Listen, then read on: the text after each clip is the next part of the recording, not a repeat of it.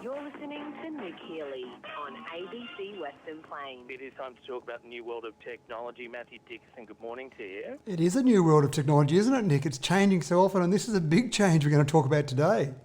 Well, we are talking about a really big one, and one that many people might have spotted already. Notes from Google right across your internet, especially if you're doing a search.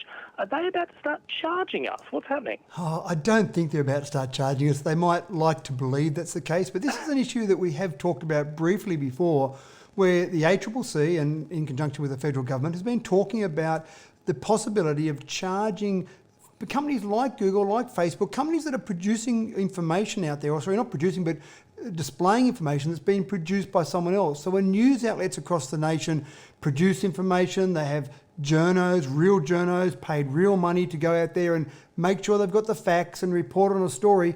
And then you get some of these big social media companies who just go and use that information as part of the information they feed out to everyone. Now, the Australian government and other governments around the world are saying it seems fair that maybe those companies who make a lot of money out of their advertising revenue, maybe they should start paying those news providers, not paying the government, paying those news providers for some of that information. Now, you can imagine, you say to any business, you're getting it for free now, you're going to have to start paying for it. The reaction's not going to be fantastic. But the reaction from Google has been quite interesting. You hit the nail on the head. When you go to the Google search page now, their homepage, it comes up with an open letter to all Australians, so you can't help but click on that. And of course, there's this letter saying all these terrible things are about to happen. We're going to start paying for YouTube. We're going to start paying for searches. Your personal information might be shared, which I thought that was a really long stretch, that particular one. But they kept talking about, if these things have to be paid for, if the news has to be paid for, then all these terrible things might happen, and Google will be dramatically worse. Now, I don't think, in my personal opinion, that Google will start charging individuals for that information, because there are other people out there, other companies out there who will jump all over that, and they'll bring out a new version of YouTube, or another search engine will come along, because people expect those things for free. And let's face it, they make their money out of people paying for advertising, so they want eyes to be hitting all of their information to make the advertisers want to pay money for that. It just seems like, and actually the chairman of the ACCC, Rod Sims, has said exactly this, it's a misinformation campaign by Google. And when you see so many other companies who get accused by the Facebooks and the Googles of the world of being, or misinforming the public, it's actually quite interesting to see Google being accused of the same thing.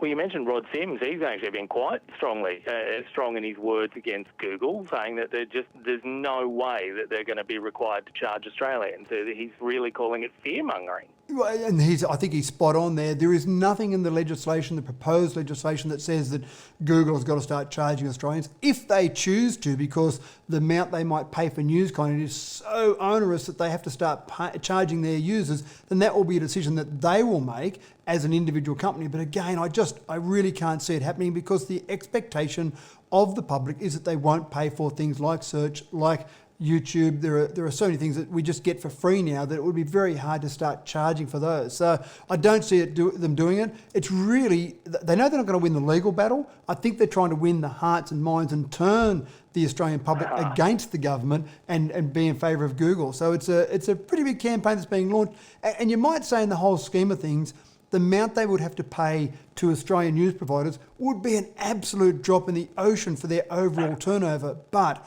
I think Google's looking at not Australia, but the world scene here.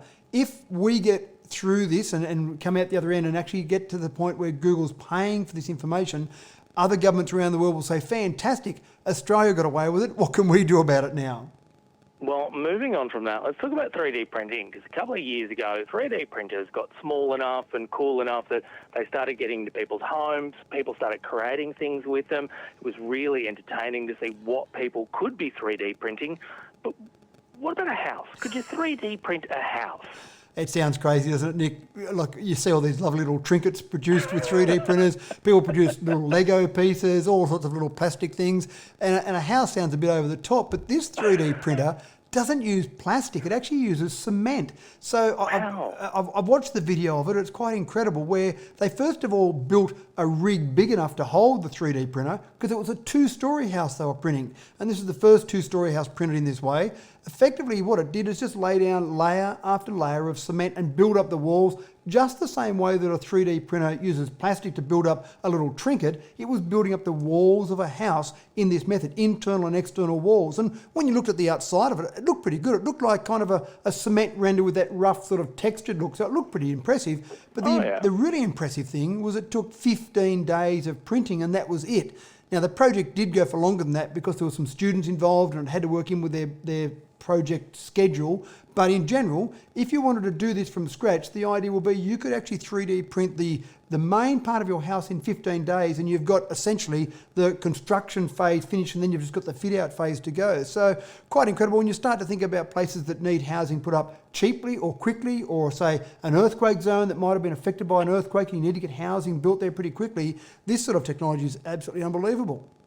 Now, the printer is called the BOD2, which I imagine stands for Building on Demand. And I think what was amazing to me is once it's actually installed, once it's ready to go, it does most of it just by itself. You've got one person, Nick, operating the computer, and really not even operating the computer, monitoring the computer. And the other thing that I think is exciting about this is that the process for a normal building, in terms of the plans to the final construction, there's a lot of work that has to go into getting the frame cut right and making sure you've got all your dimensions correct. But once you've got this building drawn, you can say to the printer, there it is, go for it, and it will construct it and change it as it needs on the fly. So you could have a huge variety of buildings in the one area, the one community of 3D printed areas or buildings, because you could change them as you go without a lot of trouble. So it wouldn't just look like, what's the song, ticky-tacky little boxes? No, it wouldn't look like that at all. You can have a lot of variety in them, and it's much easier to change a house on a 3D drawing than it is to change it when you actually go to construction. But this way, once the 3D drawing was changed, you'd be right. I mean, there's another community of 3D printers 3D houses in Mexico in a seismic zone, and they're building this whole community of little one-story, very basic houses that 3D printed. But this is the first two-story sort of major construction done in this way. And that's what I was about to ask you, if we are seeing it done somewhere else, but you answered me. Mexico it is. Mathew Dickerson, unfortunately, we'll have to leave it there, but we'll talk again in a fortnight's time. Thanks, Nick.